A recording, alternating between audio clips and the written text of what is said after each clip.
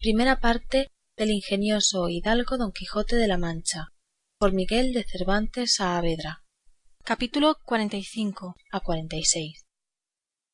Capítulo XLV. Donde se acaba de averiguar la duda del yelmo de Mambrino y de la albarda y otras aventuras sucedidas con toda verdad. ¿Qué les parece a vuestras mercedes, señores? Dijo el barbero, de lo que afirman estos gentiles hombres, pues aún porfían que ésta no es bacía sino yelmo.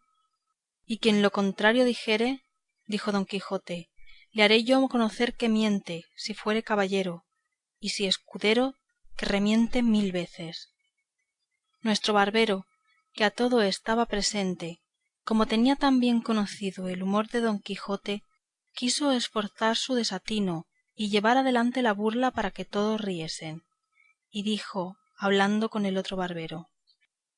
Señor barbero, o quien sois, sabed que yo también soy de vuestro oficio, y tengo más de 20 años carta de examen,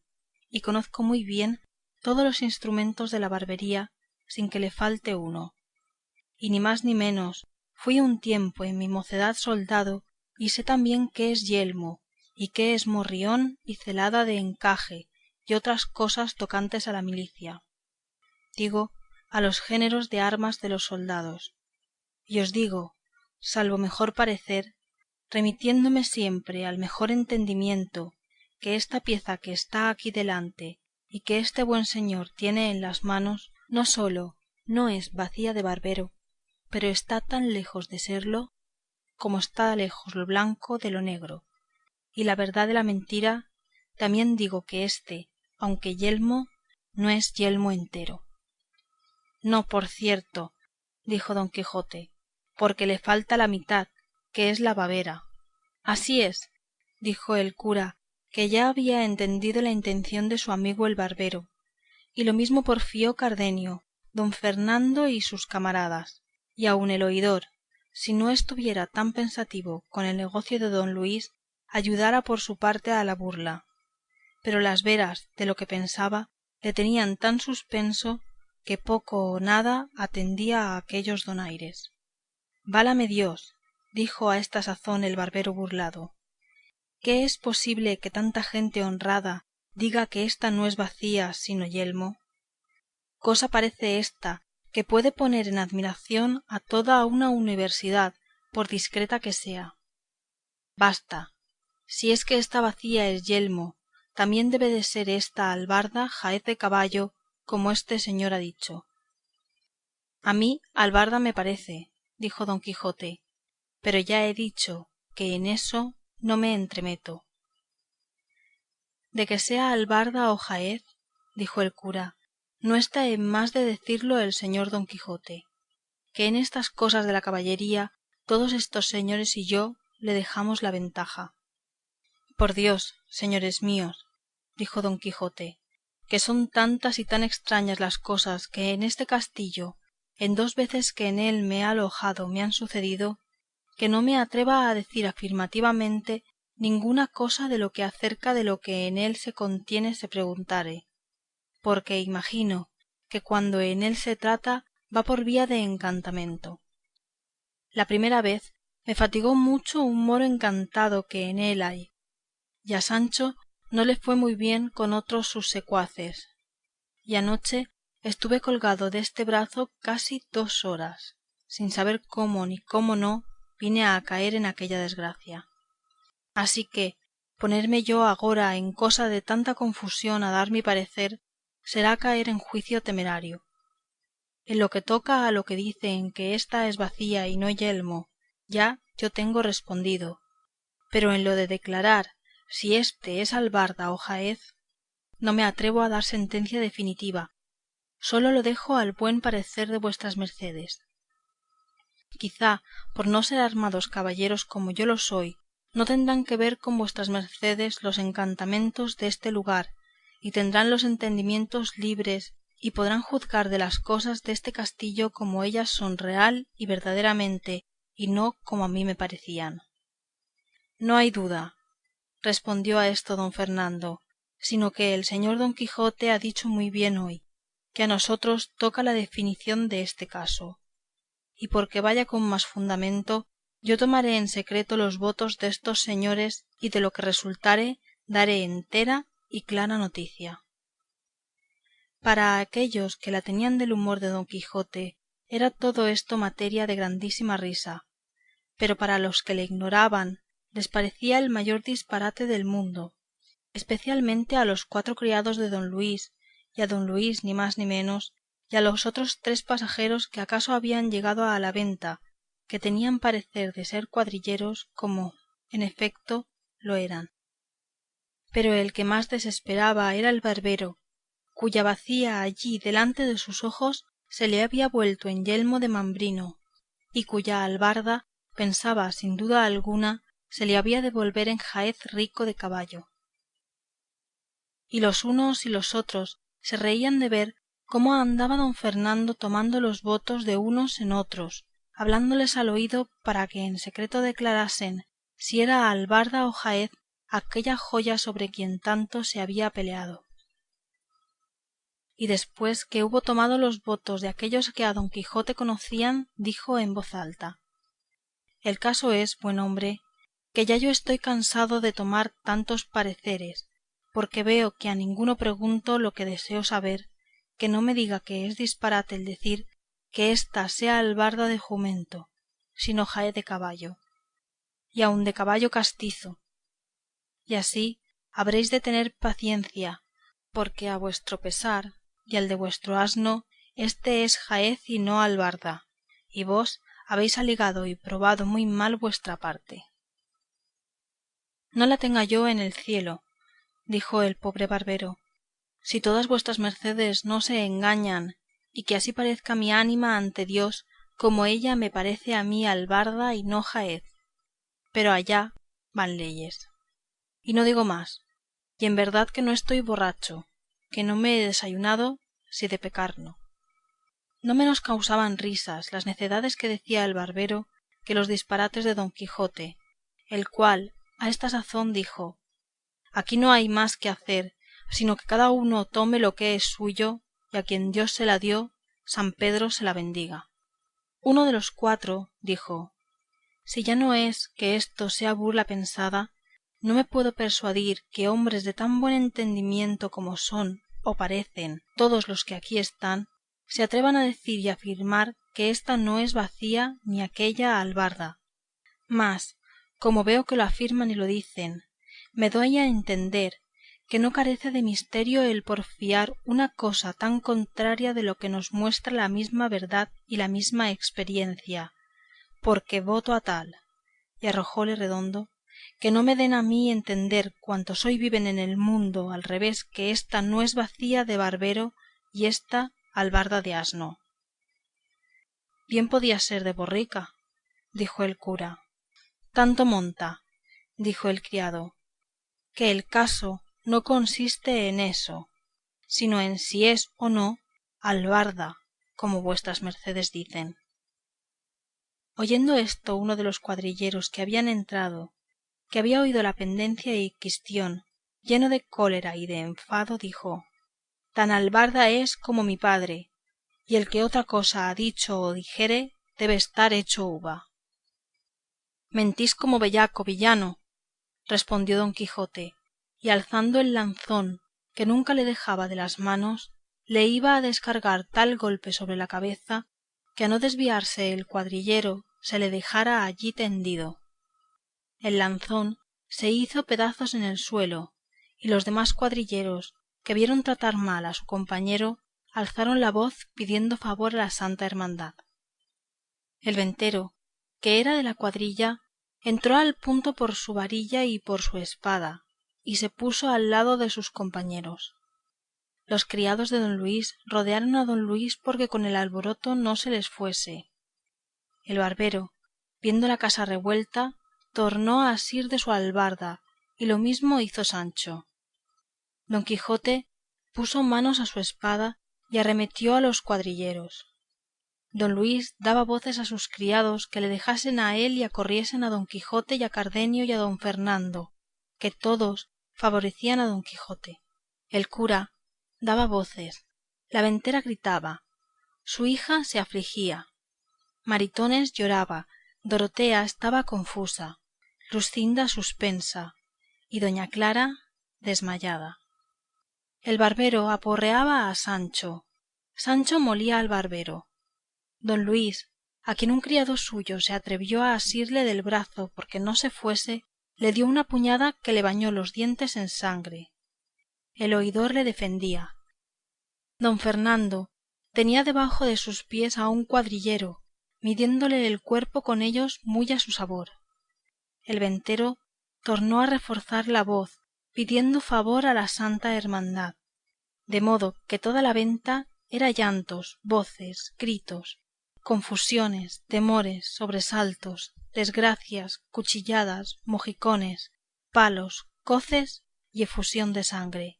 Y en la mitad de este caos, máquina y laberinto de cosas, se le representó en la memoria a Don Quijote, que se veía metido de hoz y de coz en la discordia del campo de Agramante, y así dijo, con voz que atronaba la venta: Ténganse todos, todos envainen, todos se sosieguen, óiganme todos, si todos quieren quedar con vida. A cuya gran voz todos se pararon, y él prosiguió diciendo: ¿No os dije yo, señores, que este castillo era encantado y que alguna región de demonios debe de habitar en él? En confirmación de lo cual quiero que veáis por vuestros ojos cómo se ha pasado aquí y trasladado entre nosotros la discordia del campo de Agramante. Mirad cómo allí se pelea por la espada, aquí por el caballo, acullá por el águila, acá por el yelmo, y todos peleamos y todos no nos entendemos. Venga pues vuestra merced, señor oidor, y vuestra merced, señor cura, y el uno sirva de rey Agramante y el otro de rey sobrino, y pónganos en paz, porque por Dios todopoderoso, que es gran bellaquería que tanta gente principal como aquí estamos se mate por causas tan livianas. Los cuadrilleros, que no entendían el frasis de Don Quijote y se veían mal parados de don Fernando, Cardenio y sus camaradas, no querían sosegarse. El barbero sí, porque en la pendencia tenía deshechas las barbas y la albarda. Sancho, a la más mínima voz de su amo, obedeció como buen criado. Los 4 criados de don Luis también se estuvieron quedos, viendo cuán poco les iba en no estarlo. Sólo el ventero porfiaba que se habían de castigar las insolencias de aquel loco, que a cada paso le alborotaba la venta.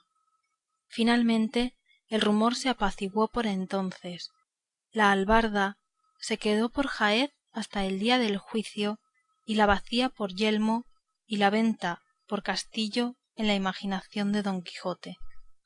Puestos, pues, ya en sosiego, y hechos amigos todos, a persuasión del oidor y del cura, volvieron los criados de don Luis a porfiarle que al momento se viniese con ellos, y en tanto que él con ellos se avenía, el oidor comunicó con don Fernando, Cardenio y el cura qué debía hacer en aquel caso, contándoseles con las razones que don Luis le había dicho. En fin, fue acordado que don Fernando dijese a los criados de don Luis quién él era y cómo era su gusto que don Luis se fuese con él a la Andalucía, donde de su hermano el marqués sería estimado como el valor de don Luis merecía, porque desta manera se sabía de la intención de don Luis, que no volvería por aquella vez a los ojos de su padre si le hiciesen pedazos. Entendida pues de los 4 la calidad de don Fernando y la intención de don Luis, determinaron entre ellos que los 3 se volviesen a contar lo que pasaba a su padre, y el otro se quedase a servir a don Luis y no dejalle hasta que ellos volviesen por él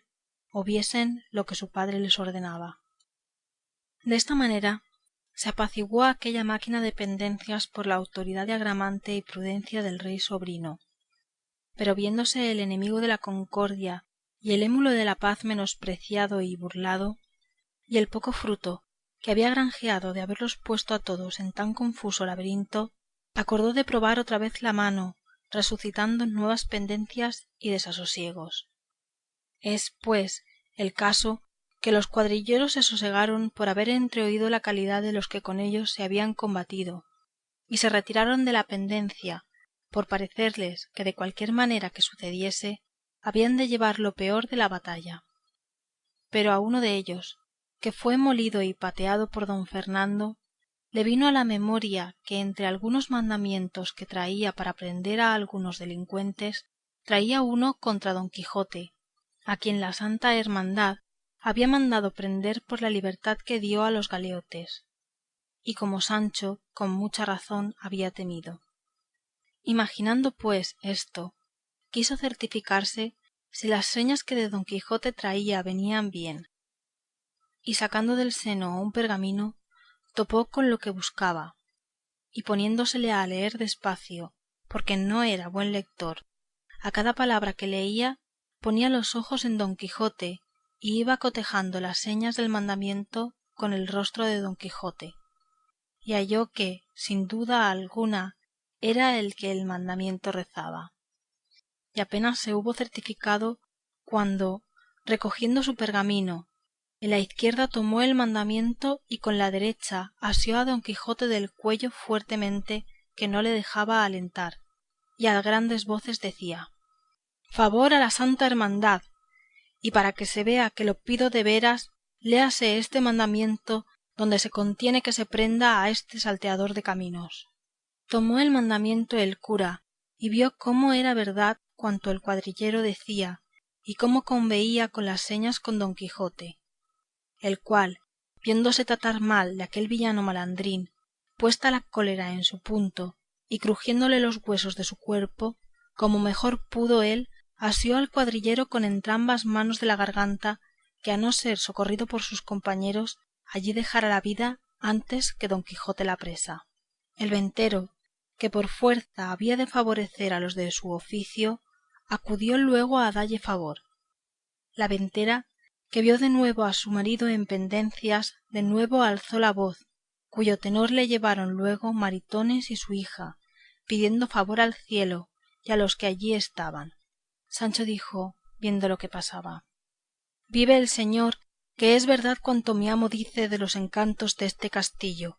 pues no es posible vivir una hora con quietud en él. Don Fernando despartió al cuadrillero y a don Quijote y, con gusto de entrambos, les desenclavijó las manos, que el uno en el collar del sayo del uno y el otro en la garganta del otro bien asidas tenían. Pero no por esto cesaban los cuadrilleros de pedir su preso y que los ayudasen a dárselo atado y entregado a toda su voluntad, porque así convenía al servicio del rey y de la Santa Hermandad, de cuya parte de nuevo les pedían socorro y favor para hacer aquella prisión de aquel robador y salteador de sendas y de carreteras. Reíase al oír estas razones don Quijote, y con mucho sosiego dijo: venid acá, gente soez y mal nacida. ¿Saltear caminos llamáis al dar libertad a los encadenados, a soltar a los presos, a correr a los miserables, alzar los caídos, remediar los menesterosos? Ah, gente infame, digna por vuestro bajo y vil entendimiento, que el cielo no os comunique el valor que se encierra en la caballería andante, ni os dé a entender el pecado e ignorancia en que estáis, en no reverenciar la sombra, cuanto más la asistencia de cualquier caballero andante. Venid acá, ladrones en cuadrilla, que no cuadrilleros, salteadores de caminos con licencia de la Santa Hermandad. Decidme, ¿quién fue el ignorante que firmó mandamiento de prisión contra un tal caballero como yo soy? ¿Quién el que ignoró que son exentos de todo judicial fuero los caballeros andantes y que su ley es su espada, sus fueros sus bríos, sus premáticas su voluntad? ¿Quién fue el mentecato, vuelvo a decir, que no sabe que no hay secutoria de hidalgo con tantas preeminencias ni exenciones como la que adquiere un caballero andante el día que se arma caballero y se entrega al duro ejercicio de la caballería? ¿Qué caballero andante pagó pecho, alcabala, chapín de la reina, moneda forera, portazgo ni barca. ¿Qué sastre le llevó hechura de vestido que le hiciese? ¿Qué caballero le acogió en su castillo que le hiciese pagar el escote? ¿Qué rey no le asentó a su mesa? ¿Qué doncella no se le aficionó y se le entregó rendida a todo su talante y voluntad?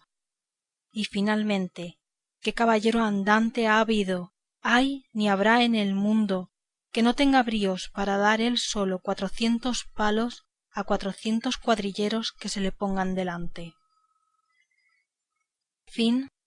Capítulo 45. Capítulo 46. De la notable aventura de los cuadrilleros y la gran ferocidad de nuestro buen caballero Don Quijote. En tanto que Don Quijote esto decía, estaba persuadiendo el cura a los cuadrilleros cómo Don Quijote era falto de juicio, como le veían por sus obras y por sus palabras, y que no tenían para qué llevar aquel negocio adelante, pues, aunque le prendiesen y llevasen, luego le habían de dejar por loco. A lo que respondió el del mandamiento, que a él no tocaba juzgar de la locura de Don Quijote, sino hacer lo que de su mayor le era mandado, y que una vez preso, siquiera le soltasen 300. Con todo eso, dijo el cura, por esta vez no le habéis de llevar, ni aun él dejará llevarse, a lo que yo entiendo. En efecto, tanto le supo el cura decir, y tantas locuras supo Don Quijote hacer, que más locos fueran que no él los cuadrilleros, si no conocieran la falta de Don Quijote. Y así tuvieron por bien de apaciguarse, y aun de ser medianeros de hacer las paces entre el barbero y Sancho Panza, que todavía asistían con gran rencor a su pendencia. Finalmente ellos, como miembros de justicia, mediaron la causa y fueron árbitros de ella, de tal modo que ambas partes quedaron, si no del todo contentas, a lo menos en algo satisfechas, porque se trocaron las albardas y no las cinchas y jáquimas. Y en lo que tocaba al yelmo de Mambrino, el cura, a socapa y sin que Don Quijote lo entendiese, le dio por la bacía 8 reales, y el barbero le hizo una cédula del recibo y de no llamarse a engaño por entonces ni por siempre jamás. Amén. Sosegadas pues estas dos pendencias, que eran las más principales y de más tomo, restaba que los criados de don Luis se contentasen de volver los 3 y que el uno quedase para acompañarle donde don Fernando le quería llevar. Y como ya la buena suerte y mejor fortuna había comenzado a romper lanzas y a facilitar dificultades en favor de los amantes de la venta y de los valientes della, quiso llevarlo al cabo y dar a todo felice suceso, porque los criados se contentaron de cuanto don Luis quería, de que recibió tanto contento doña Clara,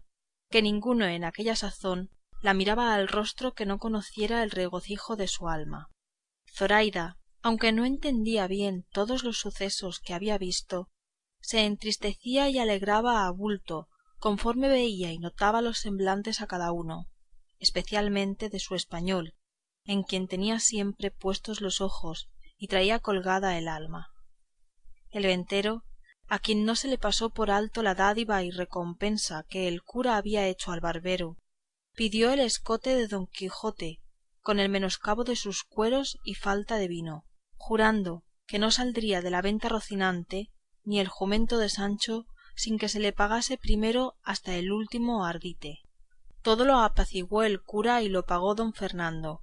puesto que el oidor, de muy buena voluntad, había también ofrecido la paga, y de tal manera quedaron todos en paz y sosiego que ya no parecía la venta la discordia del campo de Agramante, como don Quijote había dicho, sino la misma paz y quietud del tiempo de Octaviano. De todo lo cual fue común opinión que se debían dar las gracias a la buena intención y mucha elocuencia del señor cura y a la incomparable libertad de don Fernando. Viéndose pues don Quijote libre y desembarazado de tantas pendencias, así de su escudero como suyas, le pareció que sería bien seguir su comenzado viaje y dar fin a aquella grande aventura para que había sido llamado y escogido, y así, con resoluta determinación, se fue a poner de hinojos ante Dorotea, la cual no le consintió que hablase palabra hasta que se levantase, y él, por obedecella, se puso en pie y le dijo: es común proverbio, fermosa señora, que la diligencia es madre de la buena ventura, y en muchas y graves cosas ha mostrado la experiencia que la solicitud del negociante trae a buen fin el pleito dudoso, pero en ningunas cosas se muestra más esta verdad que en las de la guerra, adonde la celeridad y presteza previene los discursos del enemigo y alcanza la victoria antes que el contrario se ponga en defensa. Todo esto digo, alta y preciosa señora, porque me parece que la estada nuestra en este castillo ya es sin provecho y podría sernos de tanto daño que lo echásemos de ver algún día, porque, quién sabe, si por ocultas espías y diligencias habrá sabido ya vuestro enemigo el gigante de que yo voy a destruille, y, dándole lugar el tiempo, se fortifique en algún inexpugnable castillo y fortaleza, contra quien valiesen poco mis diligencias y la fuerza de mi incansable brazo.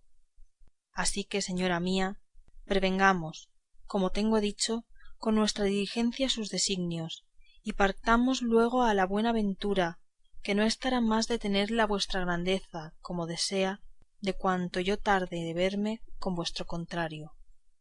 Calló y no dijo más don Quijote, y esperó con mucho sosiego la respuesta de la fermosa infanta, la cual, con ademán señorial y acomodado al estilo de don Quijote, le respondió desta manera: yo os agradezco, señor caballero, el deseo que mostráis tener de favorecerme en mi gran cuita, bien así como caballero a quien es anejo y concerniente favorecer a los huérfanos y menesterosos, y quiera el cielo que el vuestro y mi deseo se cumplan, para que veáis que hay agradecidas mujeres en el mundo. Y en lo de mi partida, sea luego que yo no tengo más voluntad que la vuestra. Disponed vos de mí a toda vuestra guisa y talante, que la que una vez os entregó la defensa de su persona y puso en vuestras manos la restauración de sus señoríos, no ha de querer ir contra lo que la vuestra prudencia ordenare. A la mano de Dios, dijo don Quijote, pues así es que una señora se humilla, no quiero perder yo la ocasión de levantalla y ponella en su heredado trono. La partida sea luego, porque me va poniendo espuelas al deseo y al camino lo que suele decirse que en la tardanza está el peligro. Y pues no ha criado el cielo ni visto el infierno ninguno que me espante ni acobarde, ensilla, Sancho, a Rocinante, y apareja tu jumento y el palafrén de la reina, y despidámonos del castellano y destos señores, y vamos de aquí luego al punto. Sancho, que a todo estaba presente, dijo meneando la cabeza a una parte y a otra: ay, señor, señor, y cómo hay más mal en el aldehuela que se suena, con perdón sea dicho, de las tocas honradas. ¿Qué mal puede haber en ninguna aldea ni en todas las ciudades del mundo que puede sonarse en menoscabo mío, villano? Si vuestra merced se enoja, respondió Sancho, yo callaré y dejaré de decir lo que soy obligado como buen escudero y como debe un buen criado decir a su señor. Di lo que quisieres, respondió don Quijote, como tus palabras no se encaminen a ponerme miedo, que si tú le tienes, haces como quien eres, y si yo no le tengo, hago como quien soy. No es eso, pecador fui yo a Dios, respondió Sancho, sino que yo tengo por cierto y por averiguado que esta señora que se dice ser reina del gran reino Micomicón no lo es más que mi madre, porque a ser lo que ella dice no se anduviera hocicando con alguno de los que están en la rueda a vuelta de cabeza y a cada traspuesta. Paróse colorada con las razones de Sancho Dorotea, porque era verdad que su esposo don Fernando alguna vez, a hurto de otros ojos, había cogido con los labios parte del premio que merecían sus deseos, lo cual había visto Sancho, y parecióle que aquella desenvoltura más era de dama cortesana que de reina de tan gran reino, y no pudo ni quiso responder palabra a Sancho, sino dejóle proseguir en su plática y él fue diciendo: esto digo, señor, porque si al cabo de haber andado caminos y carreras y pasado malas noches y peores días ha de venir a coger el fruto de nuestros trabajos el que está holgando en esta venta, no hay para qué darme priesa a que ensille rocinante, albarde el jumento y aderece el palafrén, pues será mejor que nos estemos quedos y cada puta hile y comamos. Oh, válame Dios, y cuán grande que fue el enojo que recibió don Quijote oyendo las descompuestas palabras de su escudero. Digo que fue tanto que con voz atropellada y tartamuda lengua, lanzando vivo fuego por los ojos, dijo: oh, bellaco, villano, mal mirado, descompuesto, ignorante, infacundo, deslenguado, atrevido, murmurador y maldiciente, tales palabras has osado decir en mi presencia y en las destas ínclitas señoras, y tales deshonestidades y atrevimientos osaste poner en tu confusa imaginación. Vete de mi presencia, monstruo de la naturaleza, depositario de mentiras, almario de embustes, silo de bellaquerías, inventor de maldades, publicador de sandeces, enemigo del decoro que se debe a las reales personas. Vete, no aparezcas delante de mí so pena de mi ira. Y diciendo esto, enarcó las cejas, hinchó los carrillos, miró a todas partes y dio con el pie derecho una gran patada en el suelo, señales todas de la ira que encerraba en sus entrañas, a cuyas palabras y furibundos ademanes quedó Sancho tan encogido y medroso que se holgara que en aquel instante se abriera debajo de sus pies la tierra y le tragara, y no supo qué hacerse sino volver las espaldas y quitarse de la enojada presencia de su señor. Pero la discreta Dorotea, que tan entendido tenía ya el humor de don Quijote, dijo para templarle la ira: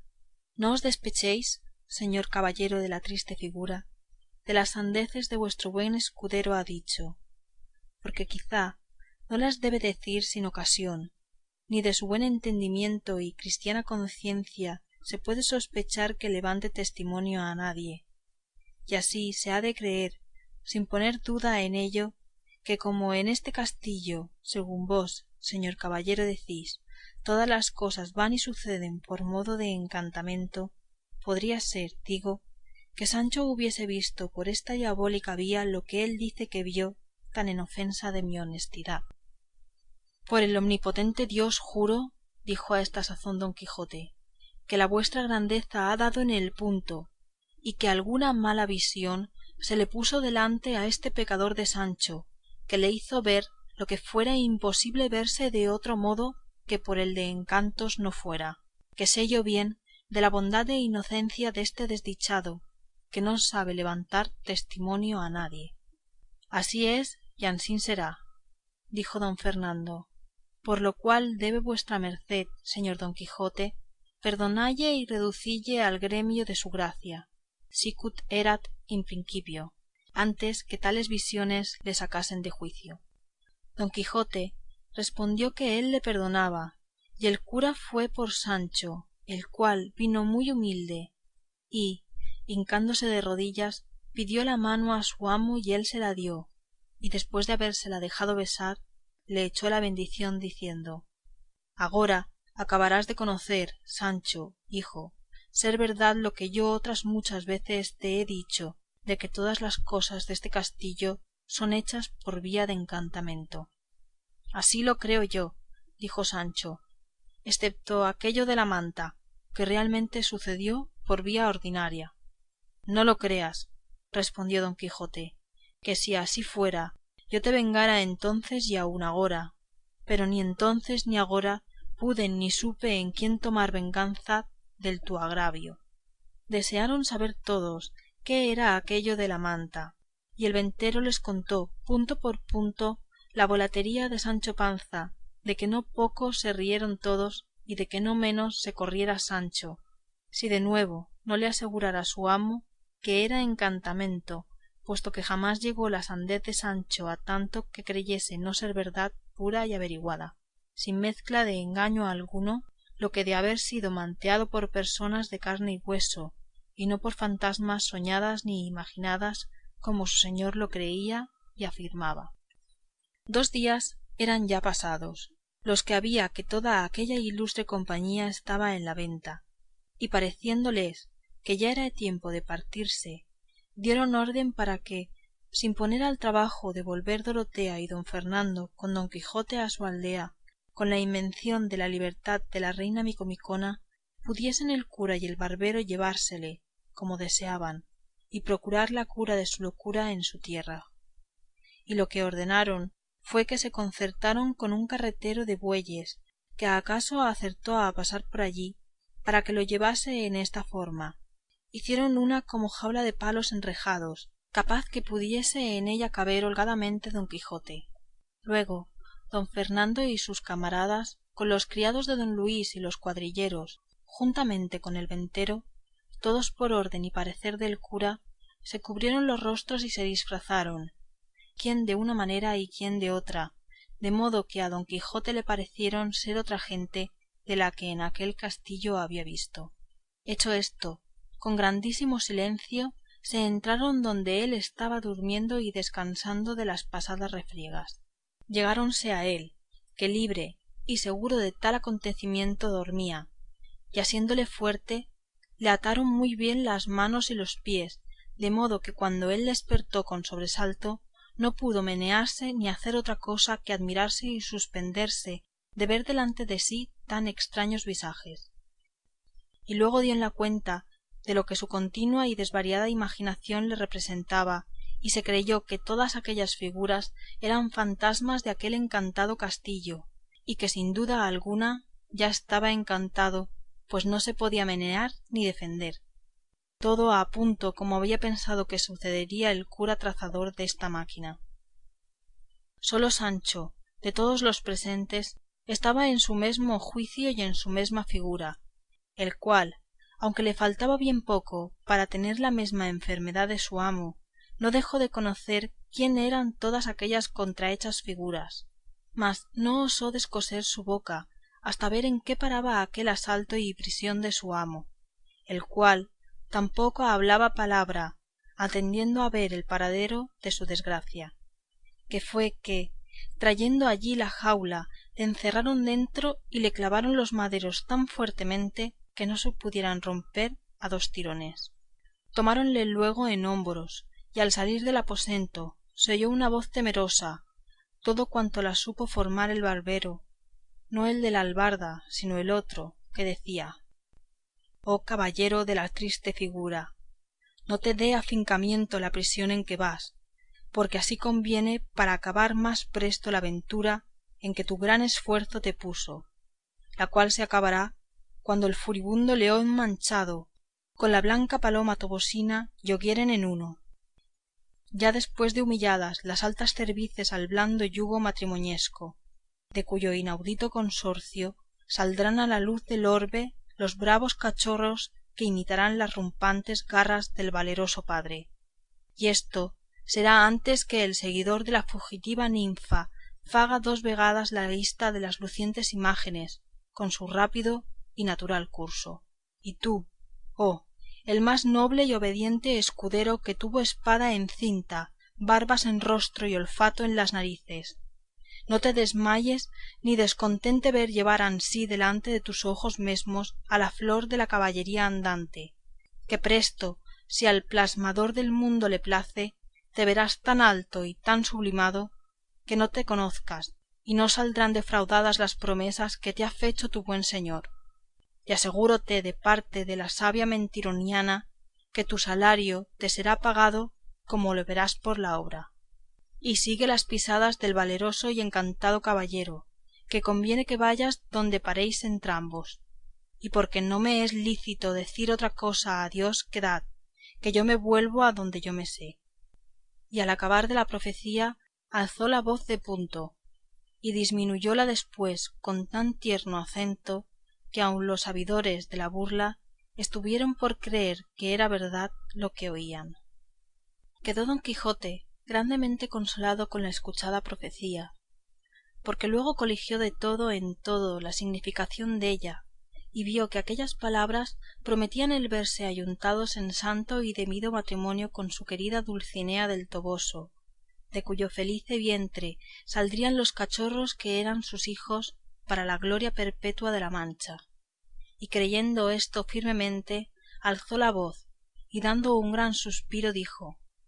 Oh tú, quienquiera que seas, que tanto bien me has pronosticado, ruégote que pidas de mi parte al sabio encantador que mis cosas tiene a cargo, que no me deje perecer en esta prisión donde agora me llevan, hasta ver cumplidas tan alegres e incomparables promesas como son las que aquí se me han hecho,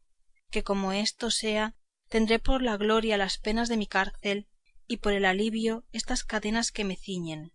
y no por duro campo de batalla este lecho en que me acuestan, sino por cama blanda y tálamo dichoso. Y en lo que toca a la consolación de Sancho Panza mi escudero, yo confío de su bondad y buen proceder que no suceda, por la suya o por mi corta ventura, el poderle yo dar la ínsula u otra cosa equivalente que le tengo prometida. Por lo menos su salario no podrá perderse,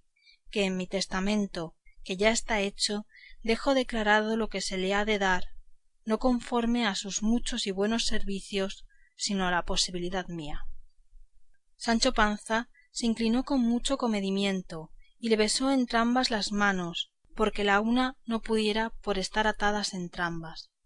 Luego tomaron la jaula en hombros aquellas visiones y la acomodaron en el carro de los bueyes. Fin del capítulo 46.